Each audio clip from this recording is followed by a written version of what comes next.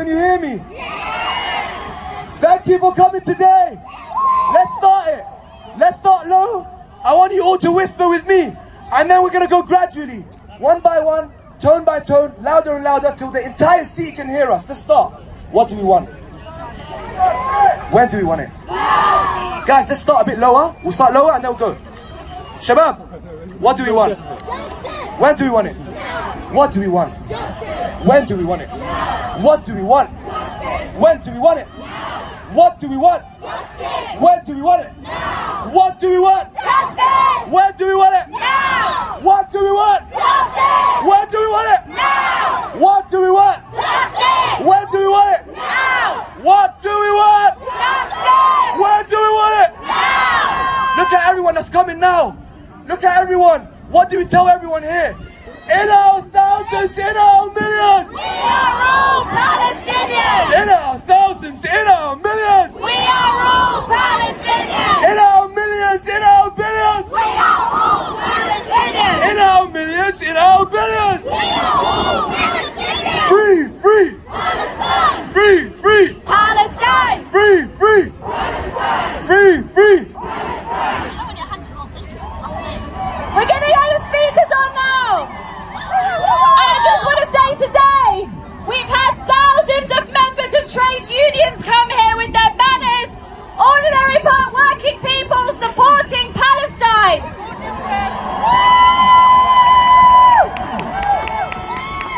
And our first speaker is from Britain and Ireland's largest union. They represent 1.5 million working men and women. And he's here to share solidarity from Unite the Union, their Chief of Staff, Andrew Murray. Thank you, Shelley, and it's an honour to bring greetings to this demonstration from Unite the Union and our General Secretary, Len McCluskey. Two things have happened in the last 2 weeks. Palestine has risen and the world has risen in support of Palestine. This is the end of the scheme of Netanyahu and the USA and a few Gulf princes to ignore the plight of the people of Palestine. Brothers and sisters, we must remember our anger is directed against the British government and the Israeli government. It is not directed against the Jewish community here in Britain, who bear no responsibility for what Israel is doing. Our cause is winning. We welcome the ceasefire, but let no one think that the ceasefire means peace. Peace requires justice, and justice requires addressing more than 70 years of dispossession, more than 50 years of occupation. Justice means ending the occupation of the West Bank. It means lifting the siege of Gaza. It means ending the ethnic cleansing in Jerusalem. It means respecting Al-Aqsa. It means respecting the right of the refugees to return to their homeland. Now, we hear a lot in the media about this is all on the one hand, on the other hand, and it's all about terrorism. Let's remember three things. One, there is no equivalence between the oppressed and the oppressor.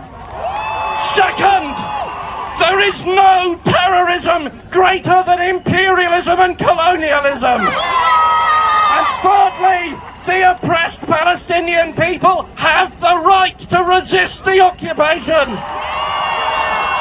I am proud, brothers and sisters, that my union supports boycott, divestment and sanctions, supports Palestine solidarity, and joined with the rest of the TUC in recognising last year that Israel operates an apartheid system in the occupied territories, and that must be brought to an end. Brothers and sisters, we have a message for the British government. It is stop arms sales to Israel, apply sanctions until Israel come to the international law, and recognise the Palestinian state. have a message for the Labour Party too. Wake up! Let us hear your voice in support of the Palestinians. Let us get back to the day not so long ago when the leader of the Labour Party would be proud to stand on this stage. Brothers and sisters, we are risen. Let's not go back to sleep. Stay risen. Freedom for Palestine.